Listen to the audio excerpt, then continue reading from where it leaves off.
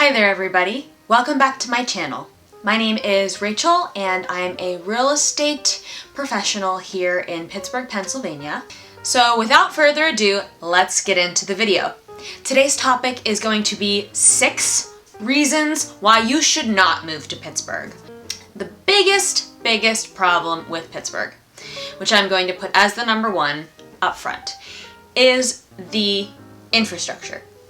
Now, if I'm being very honest with you, as a native, I hate the infrastructure. It's absolutely awful. Getting around the city is very tricky. You have a lot of one-way streets, you have a lot of narrow streets, you have a lot of roads that were not built to withstand the traffic, so there's a lot of potholes everywhere.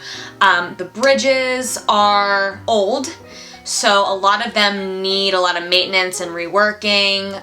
We did have an incident a couple years ago where the Liberty Bridge apparently almost collapsed, which is fantastic because that is the bridge I mainly use to get to and fro downtown to my house here in Brookline.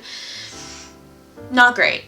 It's truly not great. And when you're driving around, you can really feel that tight squeeze of the infrastructure. So Pittsburgh used to be a city where we had a higher population, and that higher population was paying more taxes to take care of the infrastructure.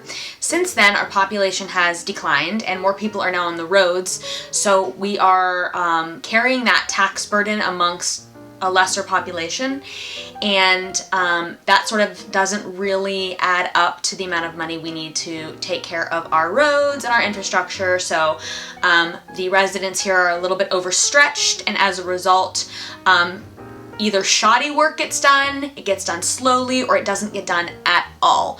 So that is just sort of adding and compounding to our infrastructure problem, and there's a lot of 2-lane highways, and it just makes things dreadful whenever you are in rush hour. So if you don't mind sitting in a little bit of traffic and learning how the roads and how driving works here, and learning how to get around Pittsburgh drivers who can sometimes be a little bit wild, then perhaps this could be a city you should move to. If it's really not your thing, navigating the unique ways in which we must drive and handle the roads here, then maybe Pittsburgh's not for you. The next reason is a double-edged sword. In the last video, I did mention that we have 4 seasons here, which can be great for some of you if you're into that sort of thing. However, there are some really bad weather days here. We are, I think, the 2nd or 3rd rainiest city in the country, which is very interesting, and also I can see it. It rains a lot here, which can cause for conditions that are dreary, wet, cold. If it's like November rain or if it's like April rain, it can get pretty cold and just miserable. There can be a lot of mud around here because of the rain, and of course we have snow, which is, it can be quite a lot some years. And you know, I'm gonna tie this back to driving. Driving in the snow here is horrible. It's absolutely terrible. You almost need to have all-wheel drive here because you can't really avoid hills in Pittsburgh. Pittsburgh is very hilly. That's why we have the North Hills and the South Hills. It's just known for being just a hilly city and suburban area in general. You have to drive up and down roads that are covered in snow. The city proper doesn't do a great job of plowing and salting roads, so of course when you're driving in a city with cars parked on either side and you're terrified for your life because you're going down a hill that is covered in ice, yeah, you know what? It's not really a great thing. I will say they do a better job in the suburbs of clearing away the snow and ice, but the problem in the city is that the infrastructure, again, is so terrible that a lot of the trucks, they can't get through certain streets because it's just so densely packed. So it all sort of is this big recipe for disaster in a way. So yeah, the snow, it piles up, it gets all over the roads get slippery, a lot of people get into accidents in the winter because of it. It's not great. if you feel you are good at driving in the snow and you have an all-wheel drive car, SUV, or even a truck, then it might not be a problem for you at all. Fall and summer here are pretty decent, as I mentioned in the last video. So really, I don't think there's any problems that accompany fall and summer, except if you consider those lantern flies that have infested the entire East Coast. But, you know, that just, I guess, comes with the territory of living over here. Pretty soon they're gonna be everywhere. That's why you gotta step on them, you gotta squish them! The number 3 reason you maybe shouldn't move to Pittsburgh or you shouldn't live in Pittsburgh is because of the gas prices. Now, this kind of goes with every inland city or place in the US where, yeah, if you're not on a coast, then you're gonna pay more for gas. But because we're so inland, gas is very expensive because they have to sort of truck it all the way from the coast to the middle of Pennsylvania. And as we all know, the gas prices right now are not optimal. I can even tie in food prices with this. All of our meats, all the fish, all the produce is more expensive than it would be in other areas of the country because we are inland. So while the cost of living is relatively cheap, the cost of food and the cost of gas and the cost of certain things because of our PA sales tax, it sort of adds up in a way where you might be a little bit shocked if you come from a place like maybe Texas, where they have less taxation. All part of being inland and in Pennsylvania, I guess.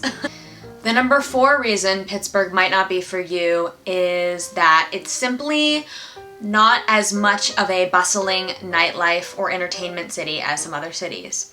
So obviously if you're coming from New York, Los Angeles, you're coming from Austin, Boston, Tampa, we just don't have as much going on. You know, I think it's a small city. It's a city where a lot of people know each other and they're from here and they're spending a lot of time with their families. And they're close friends. So while I think it might be easy to make friends here just because everybody's so nice, it's just not the type of city where there is a lot of partying or nightlife or downtown entertainment. I mean, people aren't like going and getting a drink after work a ton downtown or in any of the high business areas, just because, I don't know, it's like not really in the culture here. I would venture to say that is probably more of a big city thing, but again, we're not a big city, so we just don't have that kind of culture here. The 5th reason Pittsburgh might not be for you is because of what I would consider like localization of the locals. I think if you're from the South Hills, you like to stay in the South Hills. I think if you're from the North Hills, you like to stay in the North Hills. So if you're a type of person that likes to, you know, go travel and see friends, you're gonna have a hard time connecting a lot of these areas and get them into one place. I mean, obviously, when you're living in a certain area, you make friends in that area, but again, if you have friends all over the place, it is really hard to get everybody together just because there's a lot of like mental hurdles you have to go through to get from one point of the city to another. As I said before, I grew up in the South Hills and I didn't even know what existed in the North Hills until I became a realtor. That's how little I traveled outside the South Hills. And I think, again, it's a Pittsburgh cultural thing. People just kind of like to stay where they are. And I do think we're going back to point 1 with this, where it's like the infrastructure is not conducive to like traveling all over the city because it is a bit of a mess. If you're a go-getter and you love to go north, south, east, and west, Pittsburgh may not be for you. And if you like to have friends all over the city, Pittsburgh may not be for you because you may just have to have a localized set of friends to get by. And the 6th and final reason you should not move to Pittsburgh is if you hate sports. I mean, let's face it. We're a big sports city. Sports is the number 1 entertainment for a lot of people that live here. Men, women, you name it. It's the main source of entertainment and joy people get here. For as long as I can remember, it's always been in our culture, you could learn to like sports, but if you don't fervently love football, hockey, or baseball, it's gonna be a time for you. I don't know how else to put this. Like, it's a sports city, and it's not as much of a fashion or entertainment, theater, arts city as it is a sports city. It's just, that's sort of the way it is. On the other hand, if you like basketball, also maybe not your city because we don't have a basketball team. So those are my 6 reasons why you should maybe not move to or live in Pittsburgh. If you're planning on coming here, or if you were thinking about coming here, or if you already live here and you just want to get out of here.